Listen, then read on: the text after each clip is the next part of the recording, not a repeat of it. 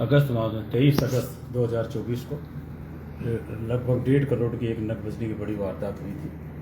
उस घटना स्थल पर एडिसन साहब, सीओ साहब, गुड्डा मलानी, SHO धोरी मन्ना, पूरी टीम बनाकर हमने सबने भी मौका देखा और वारदात का बड़ी वारदात थी, सभी ने मौका देकर टीम गठित की। और बाड़मेर पुलिस के सामने एक बड़ा चैलेंज था कि एक बड़ी घटना हुई है, तो पूरी देखते हुए हम लोकल नकबजन इन पे पूछताछ करते रहे। हमारी जैसे DST टीम प्रभारी की जो हमने एक टीम बनाई, तो उन्होंने काफ़ी मेहनत करके जितने भी अपने है मेन जो नकबजन गैंग है सारी, उन पे सब पे देखते देखते एक क्लू जैसे हमारी टीम को मिला। तो इस पूरी टीम द्वारा पहले भी 2 बड़ी जो घटना हुई थी रामसर और गिराव, वो भी दस्तयाब की गई। किस तरह ये वारदात करते गैंग, इस तरह के जैसे पहले भी एक वो फिल्म धीरन बनी हुई है जो अपने भरतपुर की गैंग थी जो साउथ में अपने नकबजनी वारदात करते थे। इनका तरीका वारदात ये था कि एक ट्रक है, ट्रक में ये 6 व्यक्ति चलते थे। जिस हिसाब से चल के जहाँ घटना करती होती उसके ट्रक आसपास 2-3 किलोमीटर छोड़ के 2 आदमी ट्रक पे रहते थे, 4 आदमी घटना करते थे। घटना कारित करके ट्रक से जिस साइड से आते थे दूसरी साइड से जाते थे। हमारी टीम द्वारा टोल जितने भी नाके हैं अपने राजस्थान के, DST जो पेमाराम जी है, अपना मीर खां है, एक भूपेंद्र कांस्टेबल, 3 ये लगाए, और ASI साहब रावताराम और धोरी मन्ना का स्टाफ, काफ़ी इन्होंने मेहनत करके एक क्लू लगाई कि भाई ये कौन सी टीम है। तो ये जो बेगू है, बेगू में एक पहाड़ पे ये कंजर जाति के लोग हैं।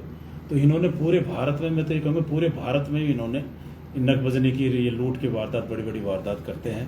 तो वो जैसे टीम को पता लगा था पहाड़ी पे है, जैसे ही वारदात करके ये पहाड़ की तरफ चल जाते, इनको पकड़ना भी बड़ा मुश्किल काम है। तो हमारी टीम रावता राम जी, इन्होंने जो टीम था, उन्होंने 5-1 किलोमीटर दूर एक कंट्रोल रूम बना के, बेगू पुलिस की भी महत्वपूर्ण, चित्तौड़ जिले में SHO बेगू की भी महत्वपूर्ण भूमिका रही, उन्होंने भी हमें काफ़ी सहयोग किया। तो रात्रि के 3 बजे उन्होंने एकदम घर पे रेड करके जो मेन इसका सरगना था सनिया कंजर, उसको दस्तयाब किया। इसका दूसरा साथी था, ये पता लग गया कि रमेश, तो वो ट्रक लेके अपने मध्य प्रदेश और महाराष्ट्र के बॉर्डर पे चल गया, वहाँ पकड़ा। हमने 3 व्यक्ति है, एक अनिल, रमेश और सनिया, इन 3 को पकड़ा। 3 को हमने और नामजद कर लिया जो इसमें मेन सरगना है। एक जो सुनार जिनको बेचा था उसको हमने दस्तयाब किया। और जिले की जितनी भी है, अपने जिले की रेंज की, वो भी कई वारदात इसमें बड़ी खुलने की संभावना। श्रीमान महानिरीक्षक पुलिस जोधपुर के निर्देशन में ऑपरेशन खुलासा में बाड़मेर पुलिस के द्वारा एक पूरी टीम के द्वारा बहुत बड़ी अच्छी कार्रवाई की गई है। इनको हमने गिरफ्तार किया गया और भी पूछताछ कर रहे हैं। अपने जैसे इन्होंने कई वारदात अपने जिले की है, भीलवाड़ा की, चित्तौड़ की है, जोधपुर है, काफ़ी वारदात खुलने की। मतलब इन्होंने एक तरीका ट्रक से वही 5-6 नए आदमी को लेके बड़ी वारदात करके वहाँ के जाके ट्रक को 2-3 ट्रक खरीदे हैं। एक ट्रक हमने 3 अभी दस्तयाब कर रहे हैं, एक DJ खरीदे। जितने भी इसमें जो नकबजनी के चोरी के वारदात में जिन्होंने संपत्ति खरीदी है उनको भी हम दस्तयाब करेंगे। एडिसन साहब जस्साराम जी, CO सुखराम जी और SHO धोरी मन्ना और इनके टीम, सारी टीमों ने मिलकर एक बाड़मेर पुलिस ने बड़ी कार्रवाई की। सर, एक रामसर में जो खुलासा किया था उस गैंग का और इस गैंग का, इसमें 1-2 आदमी रामसर जो गिराम में किया, 1-2 मेन आदमी 1-2 मिले हुए हैं। एक जो इनकी तरीका वारदात है, ट्रक लेके आते हैं, क्या शगुन करके आते हैं भाई, जैसे सुबह वहां से चलते, जिस जगह चलते ट्रक दूर खड़ी करके वारदात करके और वापस ट्रक से दूसरे रास्ते से चल जाते हैं। ये हमने भी जब इतनी मेहनत करने की पता लगा कि हम भी ये सोच रहे कि भाई लोकल जिले के या आसपास के नकजर ने इनकी तरफ जब पूरी मेहनत की टीम ने, तो बाड़मेर की और भी पहले की वारदात, सारी वारदात को हम खोलेंगे। इनके अलग अलग है, जैसे इस गैंग में 6 आदमी, 3 हो गए, 3 दूसरी गैंग में है।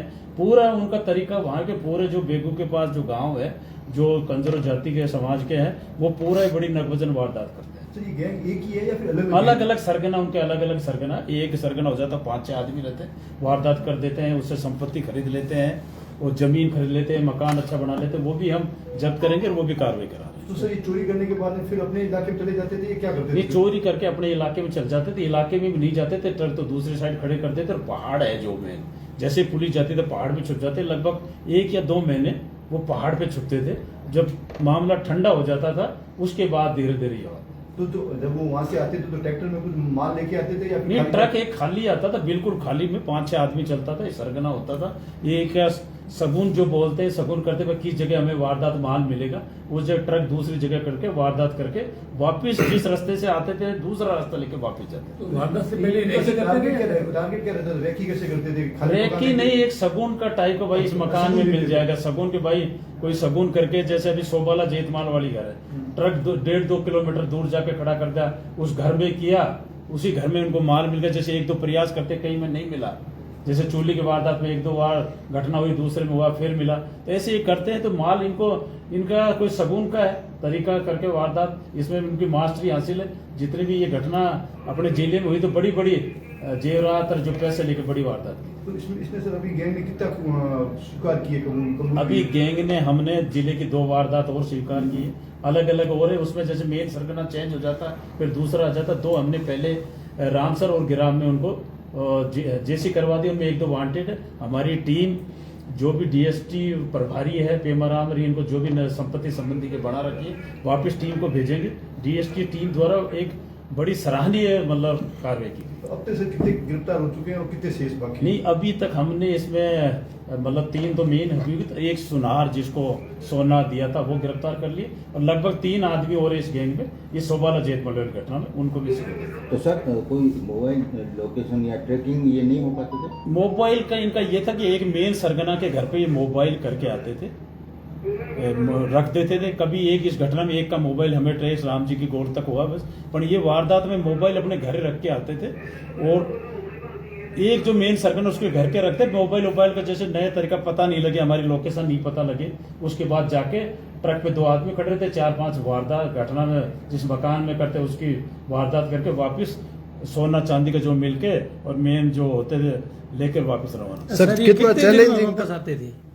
ये वारदात देखो, जो अगस्त के बाद 3-3, 4-4 महीने में अपने वारदात हुई है भाई। जैसे पहले सोबाला हुई, लोहारवा में हुई, चुल्ली में हुई, रामसर में हुई, गिराम में हुई, मतलब महीना 2 महीने के गैप करके। और भी अपनी टीमें लगी हुई है आप? हमने, हमारी टीमें पूरी लगी, वहाँ टीमें भेजेंगे। बेगू पुलिस का भी मतलब चित्तौड़ पुलिस का बहुत योगदान रहा था। बेगू एसएचओ ने भी हमारी जब भी कोई जरूरत हुई मदद की, क्योंकि वो पहाड़ी क्षेत्र है, उनको अपन पकड़ने से, जैसे पुलिस जाती तो पहाड़ की तरफ आ जाता, तो उनको पकड़ना भी एक टेढ़ी खीर के है, बड़ी मेहनत करनी पड़ती है, क्योंकि जैसे ही उनको पता लगता पुलिस आ गई तो उस हिसाब से पहाड़ में लुक जाते। सर पूछताछ में क्या सामने है? किस तरीके से इनकी प्लानिंग थी? कोई यूट्यूब पे देखा या फिर फेसबुक पे नहीं, देखा? इसकी जो मैं आपको बता रहा हूँ फिल्म धीरन बनी हुई है। भरतपुर की जो गैंग होती थी, साउथ में जो नकबजनी लूट की वारदात करते थे, बड़ी बड़ी वारदात की थी उन्होंने। और तो उस मूवी को देख के उन्होंने- वो मूवी का मेन देख के उसी का जैसे ट्रक में आना और वो वारदात करना।